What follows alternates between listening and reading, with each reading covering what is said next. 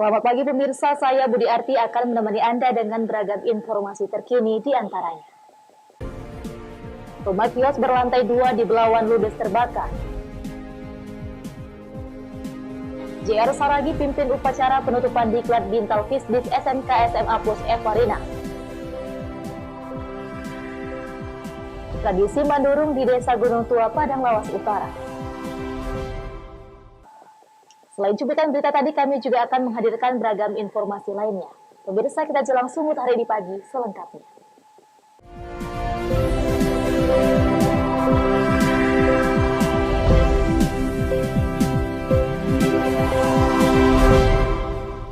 Kita ke informasi pertama, pemirsa. Diduga akibat arus pendek listrik, sebuah rumah kos-kosan di Belawan ludes terbakar.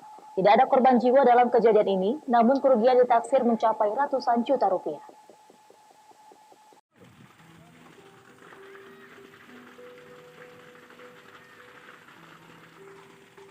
Dalam rekaman video amatir, terlihat satu unit bangunan berlantai 2 yang dijadikan tempat kos-kosan di kawasan Jalan Bagandeli Lama, Kecamatan Medan Belawan ludes terbakar. Banyaknya bahan mudah terbakar membuat api semakin besar dan membuat panik warga sekitar.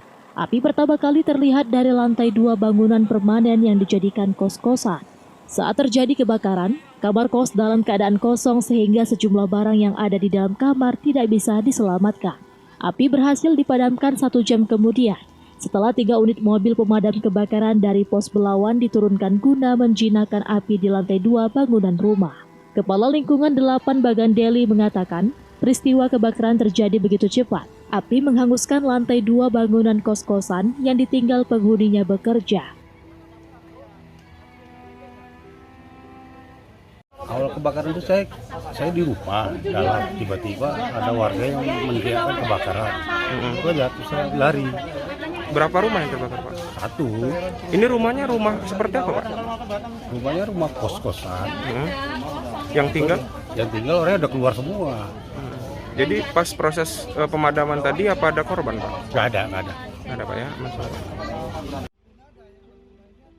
Tidak ada korban jiwa dalam kejadian ini, namun kerugian ditaksir mencapai ratusan juta rupiah. Saat ini petugas kepolisian dari Polres Pelabuhan Belawan masih menyelidiki penyebab kebakaran yang diduga dari arus pendek listrik. Wahyu Pratama melaporkan untuk Evarina TV. Sementara itu pemirsa, sebanyak 15 ruangan khusus penanganan pasien COVID-19 di Rumah Sakit Umum Pusat Haji Adam Malik Medan memberikan pelayanan optimal dengan tekanan suhu udara yang steril. Hingga pagi ini jumlah pasien yang sembuh setelah menjalani perawatan di ruang tersebut mengalami peningkatan.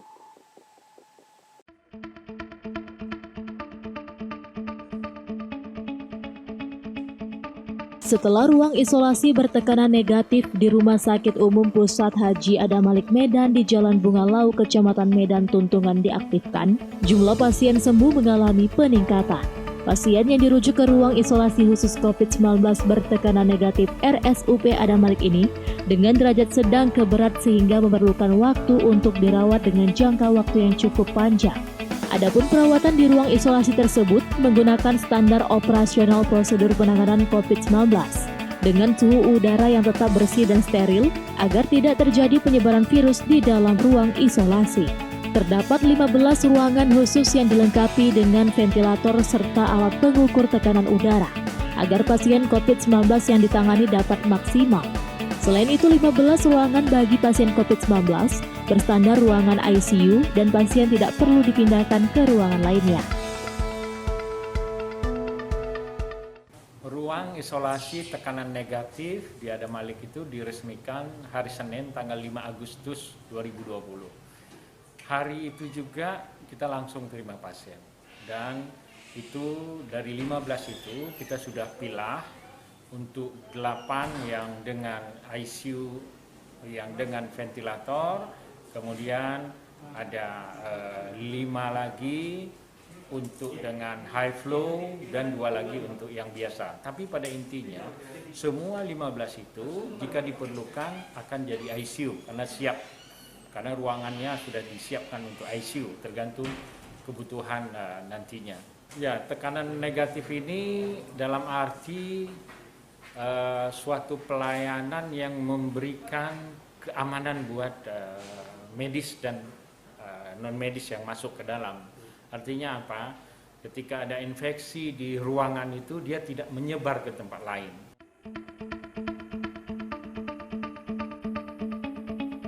Untuk ruangan isolasi penanganan COVID-19 yang bertekanan negatif ini masih ada satu di wilayah Sumatera Utara. Ia berharap dengan adanya sarana dan prasarana di ruangan isolasi tersebut dapat mengobati pasien penderita COVID-19 hingga sembuh. Wahyu Pratama melaporkan untuk Evarina TV. Pemirsa, guna menyadarkan masyarakat untuk mematuhi protokol kesehatan, Polres Serdang Bedagai bersama pihak pemerintahan Kabupaten Serdang Bedagai melakukan operasi justisi dengan cara goes sepeda sembari berolahraga. Sebelum mengawali operasi justisi, Kapolres Serdang Bedagai AKBP Robin Simatupang beserta anggota melakukan goes sepeda menyisir dusun di Desa Cempedak Lobang sembari memantau situasi Kamtibmas. Pada kegiatan ini penindakan juga dilakukan bagi masyarakat yang tidak menggunakan masker saat melintas di jalanan. Berbagai alasan pun terlontar dari mulut warga yang terjaring operasi justisi yang digelar petugas gabungan di Jalan Serampa, Kecamatan Serampa, Kabupaten Serdang Bedagai, Sumatera Utara tersebut. Seperti yang diungkapkan Susi, salah seorang warga yang terjaring operasi justisi ini. Wanita muda ini mengatakan jika dirinya lupa membawa masker dan berjanji akan memakai masker saat beraktivitas di luar rumah. Bagi warga yang terjaring operasi justisi ini, langsung diberi sanksi oleh petugas seperti push-up. Hingga saat ini masih banyak warga yang belum terbiasa untuk menggunakan masker saat beraktivitas di luar rumah. Nggak pakai masker? Ketinggalan. Ketinggalan? Biasanya? Biasanya pakai. Jadi mau kemana tadi? Mau pulang kerja.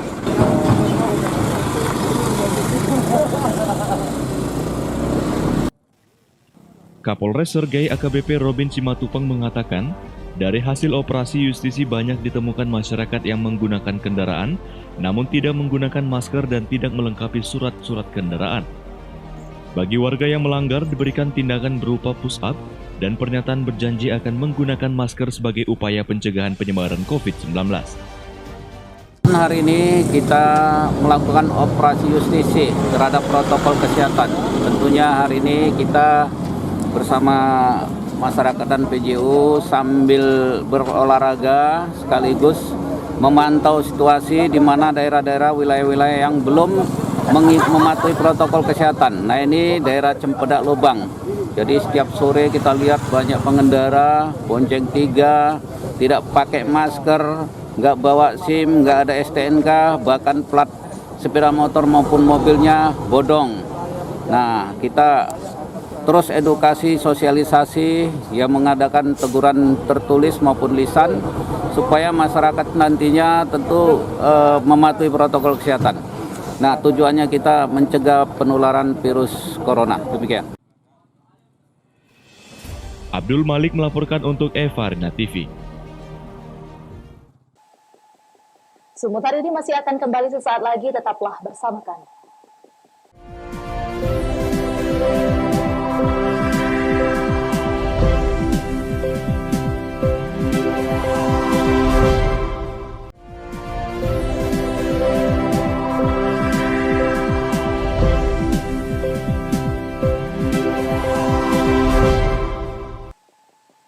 Terima kasih masih bersama kami.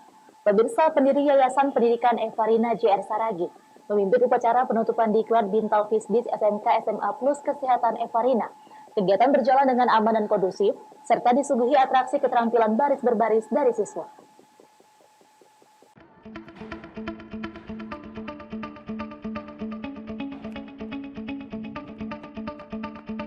Pendiri Yayasan Pendidikan Evarina JR Saragi menjadi pimpinan upacara penutupan diklat Bintal Fisdis bagi taruna-taruni SMK SMA Plus Kesehatan Evarina 2020-2021 yang digelar di SMK SMA Plus Kesehatan Evarina, Jalan Nawar Targa Saribudolo, Kecamatan Silimakuta, Kabupaten Simalungun. Dalam sambutannya, pendiri yayasan sekaligus Bupati Simalungun ini meminta kepada siswa yang lulus mengikuti diklat untuk mampu menjadi siswa berprestasi ke depannya, serta menjadi kebanggaan orang tua.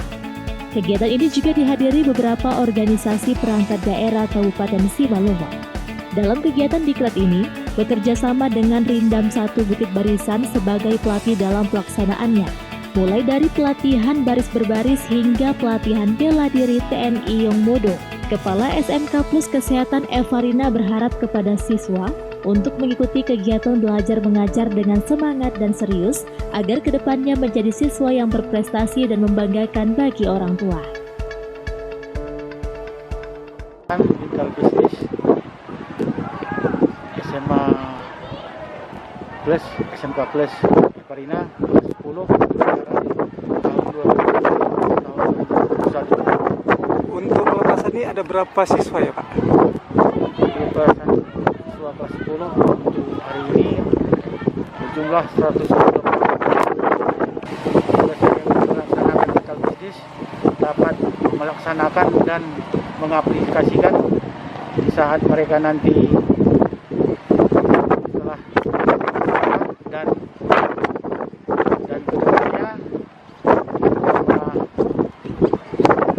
baik dan semakin bagus. Acara pun kemudian dilanjutkan dengan sesi foto bersama. Usai digelarnya upacara, seluruh tamu undangan juga disuguhi dengan atraksi keterampilan baris berbaris serta bela diri TNI Yongmodo serta pengibaran spanduk Kami Siap Bela Negara. Chandra Bukit melaporkan untuk Evarina TV.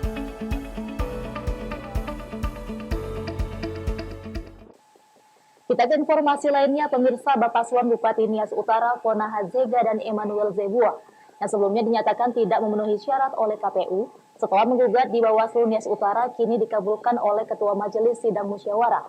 KPU Nias Utara diperintahkan Ketua Majelis Sidang Bawaslu untuk membatalkan berita acara sebelumnya dan menerbitkan berita acara khusus.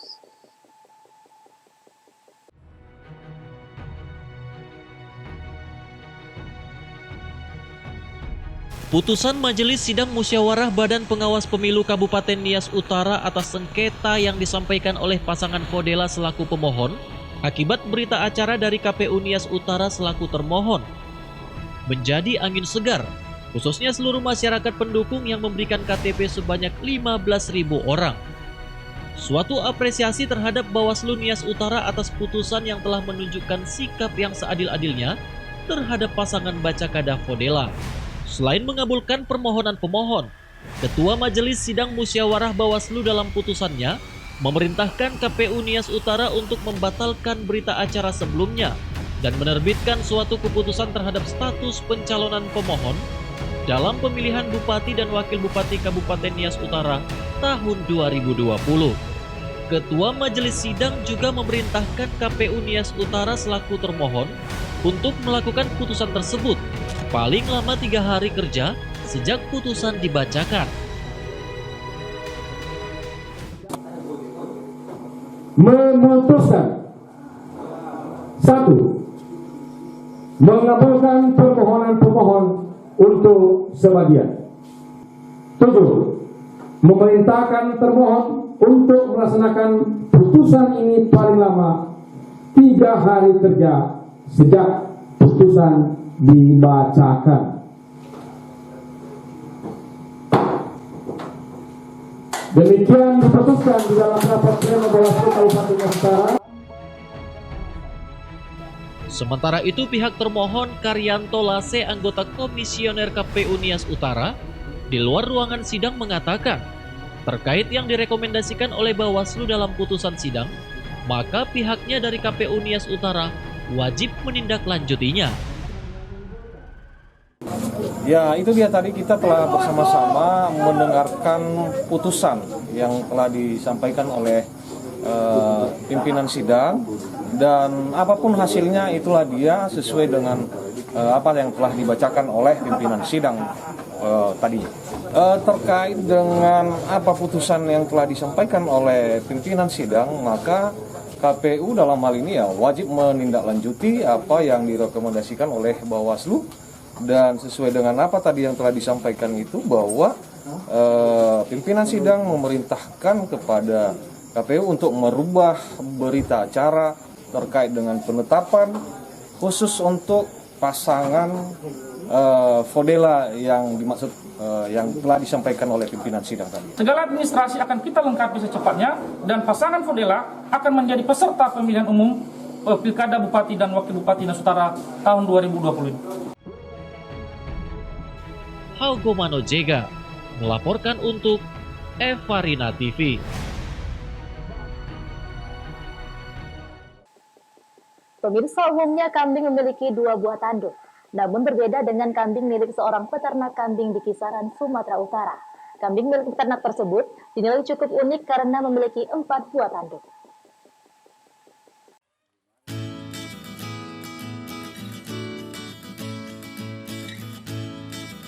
Inilah kambing jantan jenis domba Garut milik Abeng alias Saman, seorang peternak kambing warga Jalan Cut Nyakdin, kisaran Sumatera Utara. Kambing milik peternak berusia 42 tahun ini memiliki keunikan dan perbedaan tersendiri dengan kambing pada umumnya. Kambing ini memiliki 4 buah tanduk di kepalanya. Keempat tanduk kambing ini tersusun rapi di bagian atas kepala, sebagaimana posisi tanduk kambing umumnya. Kondisi tersebut tidak sama dengan jenis kambing lainnya yang hanya memiliki 2 buah tanduk. Kambing jantan tersebut dibeli pemiliknya sekira 1 tahun lalu dari seorang temannya sesama peternak kambing. Dirinya merasa tertarik membeli kambing tersebut karena keunikannya. Bahkan dari hasil kerja kerasnya, kambing unik yang awalnya hanya berjumlah 1 ekor itu, saat ini sudah berkembang menjadi 3 ekor. Awalnya kayak mana bisa bertanduk 4 atau ada perkawinan memang sengaja atau? Memang bibitnya dia pesan lah gitu bandotnya. Jadi di sini memang atau beli dari luar? Beli dari luar. Beli dari luar itu memang bandotnya juga bertanduk 4 ya? Ya, bertanduk 4 juga. Oh, jadi ini turunannya? Iya, turunan. Oh, gitu. Jenis kambing apa nih, Bang? Jenis kambing Garut gitu. Garut ya? Ada berapa ekor Bang yang bertanduk 4? Tanduk 4 ini 3 ekor. Memang untuk dikembangbiakkan atau gimana, Bang? Iya, untuk kembang biakan.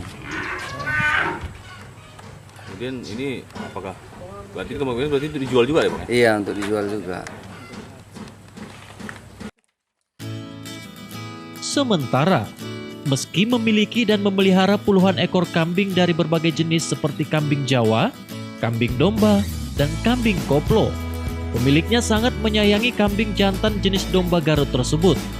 Bahkan pemiliknya berencana akan terus memelihara dan mengembangbiakkan kambing tersebut. Taufik melaporkan untuk Evarina TV. Seputar ini masih akan kembali sesaat lagi, tetaplah bersama kami.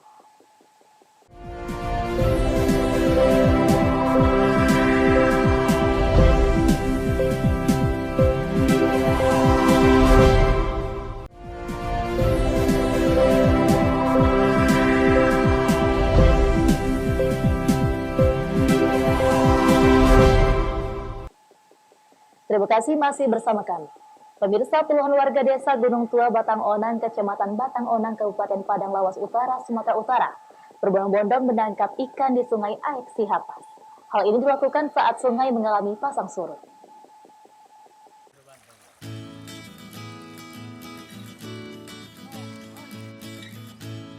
Seperti inilah jika Sungai Aek Sihapas mengalami pasang surut.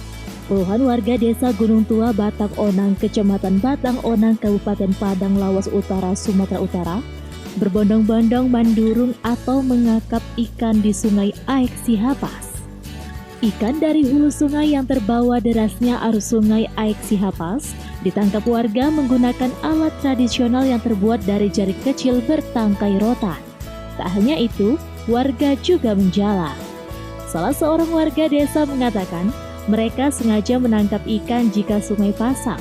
Aktivitas ini sudah menjadi tradisi bagi warga desa. Lagi cari ikan ini, Cari ikan? udang di sungai. Oh. Sungainya lagi besar, cari udang ini. Berarti udah tradisi sini ya, Kak? Iya, kalau airnya besar cari udang. Banyak yang dapat ya, Kak? Alhamdulillah banyak ini. Jenis-jenis ikannya apa yang dapat, Kak? Ada belut, ada udang, ada ikan. Oh, berarti dimanfaatkan ya, Kak, air Iya, yang besar ini? dimanfaatkan. Untuk mendapat ikan tersebut, warga hanya menunggu sebentar saja agar ikan masuk ke perangkap. Menangkap ikan atau yang biasa disebut daerah ini mandurung sudah menjadi tradisi bagi warga jika banjir musiman. Arif Siregar melaporkan untuk Evarina TV. Pemirsa, tergiur keuntungan yang lebih besar, seorang peternak ikan konsumsi asal Kabupaten Madiun sejak setahun terakhir beralih untuk membudidayakan ikan hias jenis koi. Dari hasil budidaya ikan koi, peternak ini bisa meraup untung hingga berkali-kali lipat dibanding budidaya ikan konsumsi. Prayogi Utomo ialah salah satu peternak ikan asal desa Darmorejo, Kecamatan Mejayan, Kabupaten Madiun, yang telah sukses setelah setahun terakhir menjalankan usaha budidaya ikan hias jenis koi. Sebelumnya, pria Parubaya ini membudidayakan ikan konsumsi. Dalam setiap kali panen ikan hias dari Jepang tersebut, ia bisa memperoleh omset puluhan hingga jutaan rupiah. Hal ini tergantung dengan jumlah banyaknya ikan koi grade A, karena harga jual dari ikan koi ini lebih dipengaruhi oleh corak warna kulit, bukan berdasarkan ukuran seperti ikan konsumsi. Untuk kelas terendah atau jenis kropiok dijual dengan harga Rp25.000 hingga Rp30.000 untuk ukuran 10 cm hingga 15 cm. Sedangkan untuk grade A seperti jenis tanco, kinrin, dan lain sebagainya, harga sudah tergantung kesepakatan antara penjual dan pembeli. Bahkan tidak jarang harganya dapat mencapai puluhan juta untuk satu ekor ikan. Dulu konsumsi nila, game, lele, tombro. Terus kenapa kok beralih ke koi ini, Pak? Berhubung di sini lahannya sewa, kosnya untuk konsumsi terlalu tinggi. Sementara untuk hitungan koi lebih menguntungkan. Soalnya kan bukan kilo, harganya kan bijian. Saat ini dalam satu kali panen, Prayogi mengaku bisa memanen minimal sebanyak 20.000 ekor ikan koi. Sedangkan untuk pembibitan, ia sudah bisa melakukan pemijahan sendiri. Sementara para pembelinya juga sudah berasal dari berbagai daerah yang ada di Indonesia. Dari Madiun, Jawa Timur, Rindu Dwi Kartiko, Kantor Berita Antara mewartakan. Pemirsa, demikianlah rangkaian informasi dalam Sumut hari ini pagi. Saya Budi Arti mewakili kerabat kerja yang bertugas pamit undur diri. Terima kasih atas kebersamaan Anda dan sampai jumpa.